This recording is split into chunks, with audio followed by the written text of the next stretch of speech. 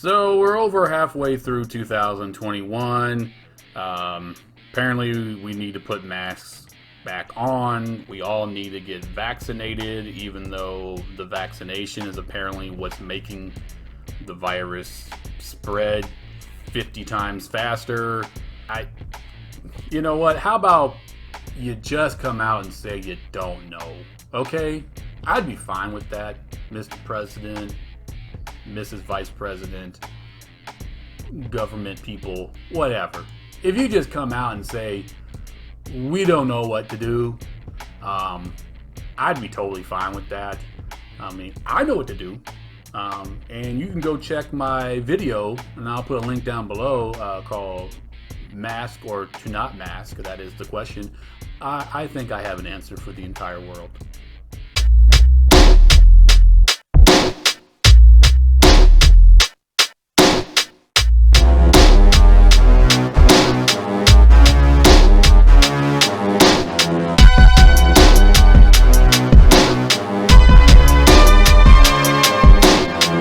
So an amazing thing happened. I got to go to a movie theater.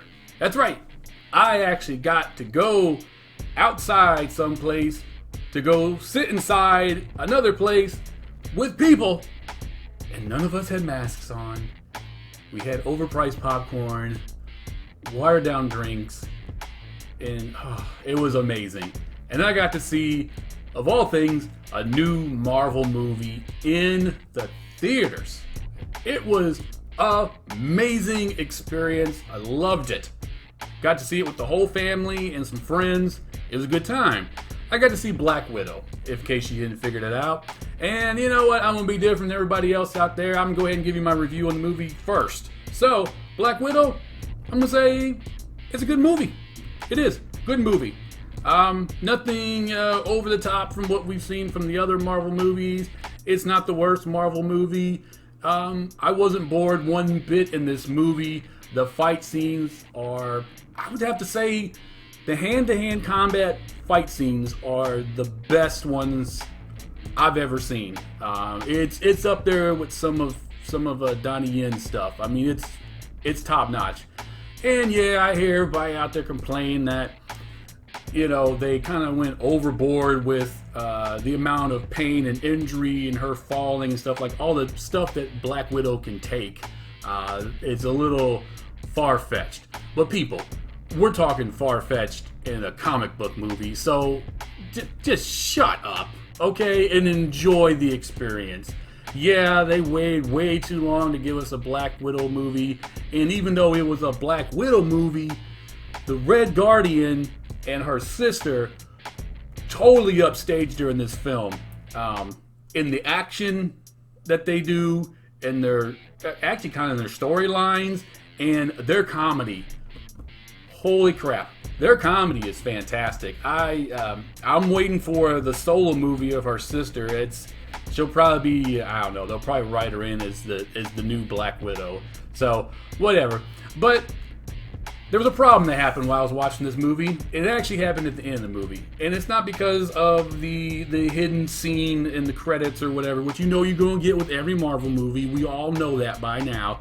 Don't leave the theater when you watch a Marvel movie and the movie's over.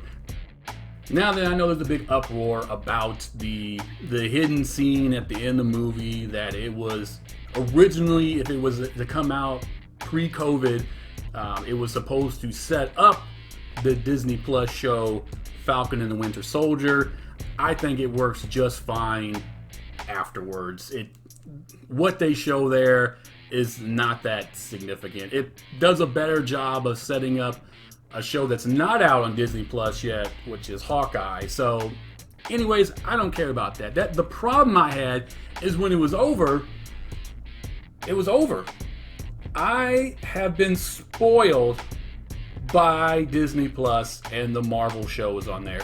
I have been accustomed to getting my 1 hour and then knowing on Wednesday I'm going to get another hour and I'm going to get at least 6 episodes. I'm going to get 6 hours of a storyline, and now I only get 2.5. I'm spoiled. I've been ruined by Disney. I think Disney shows on their Disney Plus shows of the Marvel stuff has ruined Marvel movies. Because they warmed us up for this. They gave us hour-and-a-half movies. Then they gave us 2-hour movies. Then 2.5 became like, for a while, that was like the time. And then they hit us with a 3-hour movie to kind of warm us up. This movie was over, and I was like, so do I come back to the theater Wednesday or next Thursday or Friday or something, and I got another one? I don't. This is it. Until they decide to tie this into some movie or TV. This is it. Being that I've been accustomed and spoiled by the Marvel shows on Disney Plus, when I went to go see Black Widow, it threw me off because they just jumped right into the story and got to it and let me know what was going on. I'm so used to having no clue what is going on and everything being really weird. For example, let's start off with the first one, WandaVision. I watched the first 2-3 episodes going, what is going on and why can't I stop watching this? Like, nothing made any sense. It was weird. And I was just like, but I can't turn away. Now I'm invested and I have to find what goes on. And now that I have found out what goes on, I want to see more. And since I mentioned that show, why not? Let's just wrap all this up together in one video.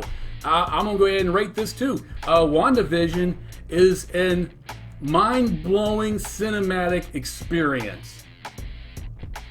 I said it. Since we talked about WandaVision, let's go ahead and talk about the next show they had, which was Falcon and the Winter Soldier, which was also a show that it didn't start off weird, but it started off like, where are they going with this? I'm not really sure how they're going to get together. What's the mission? What's the purpose? Like, it started off kind of slow, and then you got a new Captain America thrown in there, and I'm like, wait, what's going on here? But then the show really gets ramped up and goes in some directions I didn't think Disney would have the balls. I didn't think they would have the mouse balls to go into the social justice territory that they went into, but they did, and it opened a lot of eyes out there, and I really, really appreciate them for that. But overall, the entire show, there's a lot of loose ends. I feel like it kind of got to the point that they were doing more of setup than storytelling. So I'll rate that one too. That one was a good movie. It was a good show. It was good. And to keep with the theme, let's go on to Loki. Oh my goodness, Loki. This, like WandaVision, starts off with, what is going on? What is this show about? Is any of it real? Someone please explain it to me. And then once they start peeling back the walls and letting you know what's really going on, you find yourself just sitting there staring at the screen like this for like 15 minutes after the show's over. My wife comes in and wants to know what's wrong with me, and I can't explain to her what I just watched because it's unexplainable. But this show, very much like Falcon and the Winter Soldier, is not setting up a bunch of things. It's setting up one major thing, and that is the multiverse.